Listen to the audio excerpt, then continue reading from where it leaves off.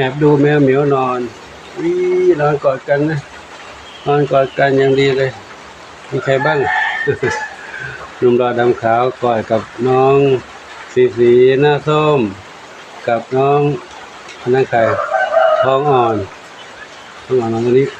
แล้วใครอยู่เติมสวยก็อยู่ในบ้านนั้นโผล่หน้าต่างมานะใครอยู่ในนั้นนะเรียขนให้กันใครเอ่ยแอบดูหน่อยสิทัพทวีอยู่กับใครลูกทัพทวีเลียขนให้กับน้องส้มขาวเล็กเปิดไฟหน่อยสิว้าส้มขาวเล็กนอนสบายเลยมีพี่ทัพทวีดูแลให้พี่สาวดูแลน้องสาวเลียขนให้อย่างดีเลยจุ๊บส่วนอันนี้ก็นอนด้วยกันอย่างดีนี่ใครจินตลาไม่นอนเขาเลยจินตลาไม่นอนเหรออันนี้พี่กอดน้องก็เรียกหูให้พี่นี่พี่บ่าวกับน้องสาวอันนั้นน้องสาวพี่สาวน้องสาวเล็กสุดตรงนี้คือน้องสีหน้าส้มอยู่นี่เล็กสุดอันนี้แม่จินตลาอยู่ตรงนี้ด้วยกัน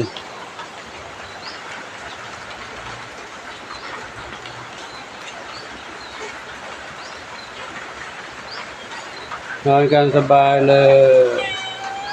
นี่ใครนี่แพนด้าเทาขาวใหญ่นอนในที่นั่งหลวงปู่แล้วนอนในที่นั่งหลวงปู่ไม่ยอมลุกเลยหลวงปู่ไม่มีที่นั่งแล้วปู่จะพักผ่อนตรงนี้แพนด้าจองไว้แล้วแพนด้าเทาขาวใหญ่จองไว้แล้วนี่เจ๊นวรัตน์นอนบนกระสอบอาหารเหมือนเดิมตรงนี้สบายใช่ไหมลูกสบายใจแล้วมีกลิ่นอาหารหอมๆด้วยใช่ไหมกลิ่นอาหารหอมๆนอนตรงนี้สบายใจเล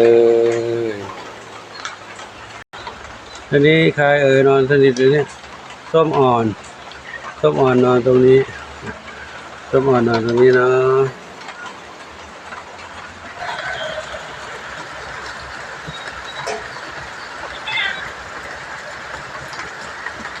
ทำรายการคู่ซีนวรัตน์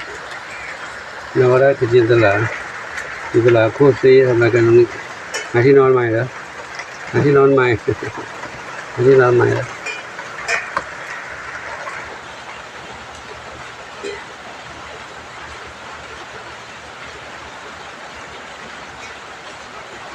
มีรักการนอนกอดกันอบอุ่นดีเนาะใครโผล่หัวมานั้นโผล่หัวมาทัพทวีโผล่หัวมาดูเพื่อนนะอันนี้ก็นอนด้วยกันในนี้นอนด้วยกันในนั้น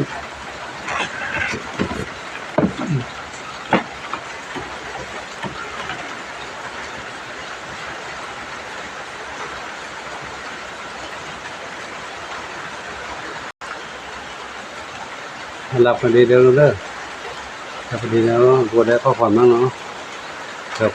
ขอน้ำพักขอน้ำรักขอน้องเหมียวพักผ่อนกันสบายให้กับทุกท่านได้รับชมกันไว้ประมาณนี้ก่อนเนาะอาจจะได้เห็นไม่ครบทุกที่เพราะทางนู้นเขาอยู่ในบ้านนู้นผมปวดอยู่ตรงนี้ไม่ได้ออกไปทางนู้นให้ดูถ่ายดูเนาะสมโภชนาสาธุอายุวโนสุขังพระลัง